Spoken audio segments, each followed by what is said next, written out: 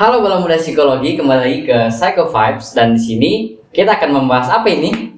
Ya, betul sekali teman-teman. Kita kebetulan di kesempatan yang berbahagia ini kedatangan juga perempuan-perempuan yang sangat menarik untuk kita bahas. Di tengah kesibukannya, teman-teman juga menyempatkan untuk hadir bersama kita berdua di sini, Betul menemani kita. Gitu. Ada kebetulan Wakil Gubernur kita di Fakultas Psikologi Universitas Mercu Buana Yogyakarta dan membawa teman yang sangat cantik-cantik ini ya, perempuan. Kebetulan menjadi tema kita pada malam hari ini, perempuan yang bisa menjadi pemimpin. Begitu. Selanjutnya mungkin kita perkenalan diri dulu ya, biar nggak terlalu tegang banget begitu teman-teman. Bener banget. Mungkin dari Mbak Wakil Gubernur kita, silahkan untuk memperkenalkan diri dan teman-temannya begitu. Oke, halo teman-teman Bala Muda Psikologi, perkenalkan namaku Ramarilistia Silya Munalu, tapi kalian bisa panggil aku Dinda. Di sini ada dua perempuan lainnya, bisa perkenalkan diri? Halo teman-teman, aku Yusda Yonita Pratyani. Di sini bakal bahas-bahas tentang perempuan sama teman-teman yang lain. Ada satu lagi nih. Oke, halo teman-teman, nama aku Alia Nur Rahma, bisa dipanggil Lia. Di sini aku juga akan ikut bahas tentang gimana sih perempuan itu. Oke, biar kita nggak terlalu tegang. Gini teman-teman, jadi kebetulan perempuan memang menjadi topik yang masih hangat diperbincangkan di mahasiswa pada umumnya ketika kita mengetahui bahwa banyak perempuan melahirkan ide-ide atau gagasan-gagasan yang baik begitu. Kebetulan Psikologi Mercu Buana, khususnya BEM Fakultas Psikologi, sudah mewujudkan hal itu, bagaimana perempuan bisa juga kok sebagai pemimpin. Dan kebetulan, tidak kebetulan juga sih, kami mempunyai wakil gubernur yang perempuan dan memberikan indikasinya yang baik untuk teman-teman semuanya. Jadi gimana nih Kak Wakil Gubernur kita, supaya kita awali bincang-bincang santai kita lah pada malam hari ini. Gimana Kak Dinda, di masa pandemi ini mahasiswa itu susah semua ya kayaknya ini. Gimana dari segi perempuan untuk menyikapi hal yang itu? Mungkin kan kalau kita di rumah itu perempuan itu hanya memasak, ibu kita memasak. Betul. Kalau Betul. di mahasiswa itu bagaimana yang Kak dulu lah, baru nanti teman-temannya bisa menyambung menjawab. Baik. Kalau dari aku pribadi selama pandemi emang agak stuck ya. Bisa dibilang berhenti berproses. Karena mungkin tertekan karena aku juga di rumah dan juga nggak merasa bisa berproses gitu kalau di rumah. Tapi aku menyadari nih kalau aku cuma diam aja, aku nggak bakal dapat ide-ide baru, nggak bisa dapat pengetahuan ataupun ilmu baru. Jadi kita tuh harus bisa beradaptasi dengan situasi dan kondisi baru juga. Jadi walaupun pandemi, kita tuh nggak bisa stop untuk berproses gitu. Kalau dari aku selama pandemi ya, sebagai mahasiswa pasti ada stucknya ya, ada males-malesnya gitu, apalagi tugas-tugas numpuk, kuliah juga online. Tapi aku menyadari sebagai perempuan, karena aku nggak mau dipandang hanya sebagai perempuan yang cuma bisa di sumur, dapur, dan kasur. Ya, Nah, menarik sekali itu. Stigma Jadi, itu yang sakit melekat masih di kalangan aku kita ya. nggak pengen diri aku sebagai perempuan dan juga sebagai mahasiswi itu melekat pada stigma yang menurut aku sangat negatif, apalagi sekarang udah zaman modernisasi gitu. Jadi sebagai perempuan kita juga bisa bergerak nggak hanya di 3 hal yang tadi, tapi juga di banyak bidang gitu Kak Benny. Ya, menarik sekali teman-teman. Itu tadi statement yang sangat bagus. Contoh, bisa untuk menjadi contoh kita semua.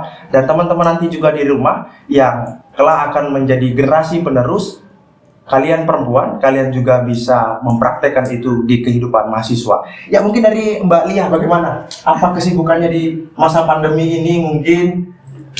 Mungkin kalau dibilang kesibukan untuk saat ini nggak ngapa-ngapain ya Mas Benny. Iya. Mungkin kita sebenarnya bisa mengisi kekosongan dengan kita mencari beraktivitas di luar, kita berorganisasi di luar. Kita sebagai perempuan juga jangan pernah takut untuk kalah dengan lingkungan sekitar atau dengan organisasi sekarang, karena banyak banget perempuan-perempuan sekarang nih ya yang ikut dalam organisasi eksternal maupun internal seperti itu. Itu lebih menarik. Coba kita lihat yang di samping kanan saya yang paling dekat dengan saya, bagaimana statement tentang apa sih kesibukannya selama pandemi gitu, Mbak. Apalagi sebagai perempuan begitu kan, dengan stigma-stigma yang bisanya cuma di dapur dan sebagainya. Gimana sih? Kayak mengerikan banget gitu loh, padahal kan nggak seperti itu sebenarnya. Iya, betul. Silakan Mbak yang senyum-senyum dari tadi. Oke, makasih. Selama pandemi ini sih, aku orangnya kebetulan juga nggak suka di dapur ya. Jadi aku habisin waktu buat ikut organisasi, untuk ikut aktivitas-aktivitas di luar rumah yang bisa ngabisin waktu lah gitu loh, nggak cuman di rumah, nggak cuman yang tadi di dapur, di sumur, di kasur atau apa itu, di luar gitu, ketemu orang, nemuin hal-hal yang kita nggak tahu kita punya gitu, skill-skill yang kita nggak punya sebelumnya. Itu sih soalnya. Itu menarik sekali Bang. Menarik sekali. Aku juga punya pertanyaan sih. Di luar dari kesibukan ya, mungkin ini kebanyakan mungkin teman-teman juga melihat ya di media ataupun di Instagram dari manakah itu, terkait ini gimana ya kalau para petinggi di kampus, bisa disebut begitu ya? Iya, bisa. Sangat menarik.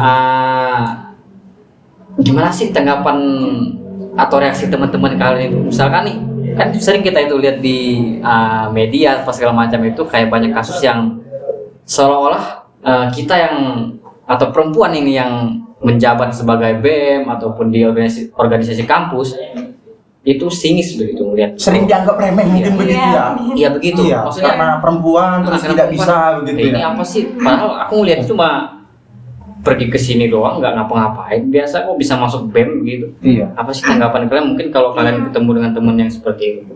Oke, kalau dari aku pasti udah banyak ya masuk ke telinga kayak ngapain sih perempuan jadi pemimpin? Kayak perempuan itu harusnya di belakang laki-laki dan mendampingi laki-laki. Nyatanya nggak seperti itu loh teman-teman. Perempuan juga bisa memimpin karena ide-ide kreatif ataupun peradaban itu pasti lahirnya dari rahim perempuan juga. Betul. Dan kalau dari dunia dari lingkungan kampus ya, tentunya aku juga di sini sebagai wakil gubernur pasti banyak pertanyaan, kenapa nggak jadi gubernur aja gitu loh? Kenapa jadi wakil seolah-olah kamu itu di belakang laki-laki? Jadi apapun apapun jabatannya, apapun posisinya, perempuan bisa memimpin dengan cara dan gayanya sendiri gitu. Mungkin dari Kak Ani dan Kalia? Ya, gimana? Boleh? Oh, dari Menarik aku banget ya sendiri. kayaknya. Iya. Udah lama berorganisasi ini berarti ini. Cukup lama kayaknya. Kalau dari aku sendiri sih, masalah itu perempuan atau laki ya, yang penting dia punya keinginan buat memimpin. Itu dari dirinya sendiri sih. Kalau misalnya emang dia mau memimpin, terlepas dia laki-laki atau perempuan, ya gas aja gitu. Ngapain sih? Bener banget, Gas. Kamu perempuan, kamu laki-laki, manusia. Dia harus terhalangi oleh jenis kelamin gitu Betul, loh. teman-teman harus dengar itu baik-baik. Itu buat teman-teman pesan lagi. Jadi bedanya laki-laki dan perempuan itu cuman pada jenis kelamin, belum tentu kemampuannya. Betul. Oke, jangan salah loh.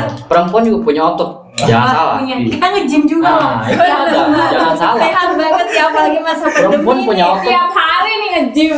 Tapi kalau ngomongin begitu tadi tuh, bisa berliterasi sejauh itu kan tentunya ada role model tuh.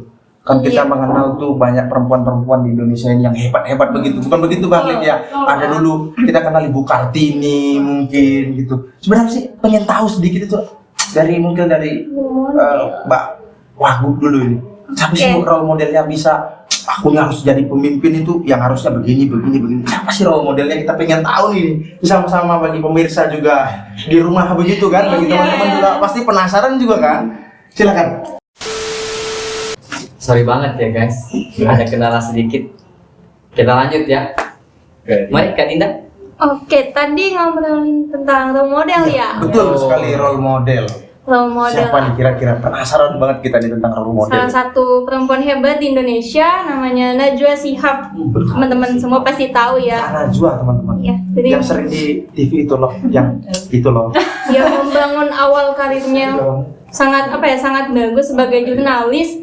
Pembawaannya, aduh aku kalau lihat dia public speaking itu kayak aduh, kapan ya aku kayak dia gitu, walaupun nggak ya emang dia semua narasumbernya politisi, orang-orang hebat, kayak bisa bermimpi juga kayak kapan aku bisa ngobrol bareng Kak Najwa Shihab Bisa gitu. sekritis kan Najwa Shihab Iya, gitu ya. betul. Sedangkan malahan orang-orang yang sudah punya kapasitas lebih tinggi dari Najwa Shihab, mereka Belum malah tentu. takut. Malah diem kan. Malah takut ketika mau bicara dengan Najwa Shihab ini. Ada apa Iya, dengan betul. mereka yang Itulah perempuan-perempuan yang suka malu-malu perempuan ini kadang-kadang.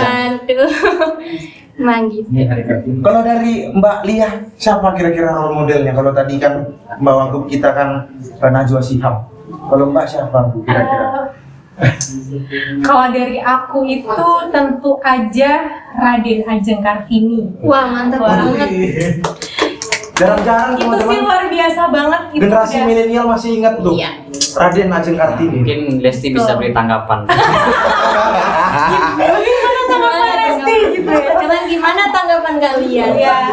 Jadi siapa sih yang nggak kenal R.A. Kartini, ya kan? Sosok perempuan yang dari awal banget berjuang untuk Indonesia, apalagi untuk kesejahteraan perempuan. Bener banget. Jadi itu merupakan sosok yang sebenarnya aku panutan ya buat kita semua sebenarnya. Ya gimana cara beliau memperjuangkan hak wanita, bagaimana cara beliau ya seperti itu guys. Seperti itu. Kalau dari Mbak sebelah kanan saya bisa role modelnya, saya penasaran banget dari tadi dengan Mbak yang sebelah kanan saya tuh. Kalau aku sih mungkin tadi Dinda juga sempat ngomong mamanya. Oh, mama. Jadi itu mama saya nih. Gimana tuh? Sedih. Melo nih, melo. Mama sih, mama, nenek. Itu mereka selalu ngingetin aku buat jadi wanita yang Hebat. ya yang bisa berdiri sendiri, yang nggak nungguin laki-laki, Ya. Bener banget. yang nggak mengharapkan laki-laki datang menyelamatkan aku. Mbak Putri gitu ya. Iya kan, Mungkin udah putih. ya laki-lakinya ayah Ya. yang Boleh. bisa merangkul. Oke teman-teman, menarik sekali tadi tentang role model ya. Ada macam-macam, ada Najwa Shihab tadi, ada ibu yang di rumah mungkin, ada R.A. Kartini mungkin yang luar biasa. Kita lihat secara historisnya begitu di publik juga. Iya teman-teman, jadi di sini teman-teman juga jangan melihat bahwa yang disebutin para wanita-wanita kuat ini itu agar teman-teman itu punya pemikiran bahwa perempuan juga bisa di atas sebenarnya, bukan seolah-olah kita semua yang laki-laki itu yang di atas selalu Iya, dan betul. perempuan itu di bawah. Perempuan itu bisa di atas dan bisa setara dengan laki-laki, seperti itu Betul banget. teman-teman. Kita juga bisa setara. Bener banget. Betul. Tapi ngomong-ngomongin soal itu, soal cita-cita perempuan nih teman-teman. Kemudian kan tentunya juga perempuan kan tidak beralaskan menjadi pemimpin aja nggak kayak Ya. gitu. Bener banget. Harus punya standar juga bagaimana menempatkan diri, bagaimana menjadi sosok perempuan yang betul-betul kira-kira layak disebut sebagai pemimpin. Jadi kalau menurut teman-teman yang di sini, bagaimana sih cara seorang perempuan itu menjadi seorang pemimpin begitu loh? Oke. Kalau Kalau dari dari Mbak Wagub aku gimana? mungkin yang pertama harus bisa jadi sosok pendengar yang baik. Iya. Karena kalau menjadi pemimpin kita harus bisa menerima keluh kesah, aspirasi ataupun kritik dan saran dari orang-orang di sekitar kita yang Iya. bisa dikatakan yang kita pimpin lah. Tapi kalau berbicara soal pemimpin nggak harus melulu disangkut pautkan dengan orang yang paling ada di atas gitu Iya. posisinya. Jadi pemimpin itu bisa harus Iya, ngerangkul sesama gitu, nggak harus posisinya harus berada di atas tapi bisa setara dengan orang lain gitu. Dari aku itu sih poin pentingnya harus jadi pendengar yang baik gitu. Kalau dari Mbak yang berdua gimana? Boleh. Kalau dari aku sih, pertama dia harus bisa mimpin dirinya sendiri. Bener banget. Oh iya. Kalau Sebenarnya misalnya, harus iya, pimpin diri sendiri dulu ya, baru bisa ya. Baru pimpin orang lain gitu. Betul sekali. Betul banget. Udah cukup? Mereka sudah mengutarakan semuanya. Ada satu lagi nih yang paling penting. Gimana tuh? Perempuan Apa tuh? itu harus berdikari atau bisa berdiri di kaki sendiri gitu. Oh. Jadi perempuan itu harus mandiri, nggak harus bergantung sama Jadi minder kita laki-laki. panggil yang di sini lah. Betul. Laki-laki jadi laki-laki jadi minder. Minder nggak sih kita laki-laki? Jangan minder dong. Ya minder sih, soalnya di sini nih kadang orang suka membedakan, padahal kita sendiri kalah sebenarnya dengan mereka ini. Aduh. Jadi kadang-kadang ikut malu juga dengan perempuan-perempuan yang punya gagasan yang luar biasa ini ya. Jalan bersama gitu. Iya. Beriringan. Iya. Jadi teman-teman, kemudian ada satu hal yang sangat menarik di sini. Jadi di tahun ini di era kepemimpinan yang baru ada satu departemen baru yang dimunculkan, namanya Departemen Kajian Dan aksi dan Aksi strategis. Strategis. Kasar. Tuh. Keren banget. Dan dipelopori kadetnya juga kebetulan perempuan, gitu. Weh. Jadi kabitnya juga perempuan. Kepala departemennya kita rancang melalui diskusi-diskusi sehingga perempuan itu bisa Iya. tampil di depan Harus gitu. menonjolkan bahwa perempuan juga bisa memimpin gitu. Iya, begitu. Jadi untuk teman-teman yang ingin gabung ke kajian aksi dan strategis di regenerasi selanjutnya, kami tunggu aksi perempuan-perempuan yang melawan. Bener banget. Bukan begitu? Teman. Betul. Dan Jadi juga, kita juga jadi laki-laki jangan minder Bang. Betul. Harus benar-benar kita jadi laki-laki ini juga harus menampilkan porsi kita sebagai laki-laki dengan ya tetap kita setara dengan perempuan. Gitu. Itu hal yang menarik mungkin. Jadi tidak ada lagi ya soal kasus-kasus itu yang kita tidak inginkan, bagaimana perempuan itu sering didiskreditkan jadi nomor 2 gitu. Iya. Kita berharap mulai dari universitas kita yang tercinta, kita wujudkan bahwa perempuan juga bisa tampil lebih di depan. Setuju? Setuju banget. Oke. gitu. Oke. Jadi cukup kira-kira ya bincang-bincang Betul. kita kali ini.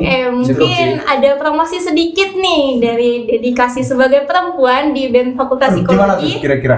Jadi kita ada bentuk yang namanya tim Satgas anti perundungan dan juga kekerasan seksual. Jadi sebagai dedikasi menaungi semua perempuan, kita bisa mewadahi nih di sini. Kita sebagai tim advokasi untuk melindungi teman-teman dari perundungan dan juga kekerasan seksual. Jadi perempuan ini yang bisa dikatakan menjadi korban perundungan ataupun korban kekerasan seksual, diharapkan jangan berdiam diri. Ayo kita sama-sama speak up gitu loh. Iya. Karena kalau kita nggak speak up, ini kasus yang lagi marak sekarang, apalagi betul. tentang kekerasan seksual di lingkup universitas. Ini sangat marak. Jadi kalau dari aku pribadi mengharapkan di kampus kita tidak terjadi seperti itu. Jadi dengan adanya tim Satgas ini, harapannya bisa menaungi dan mewadahi teman-teman dari yang namanya perundungan dan juga kekerasan seksual. Betul sekali. Menarik sekali Kak Dinda.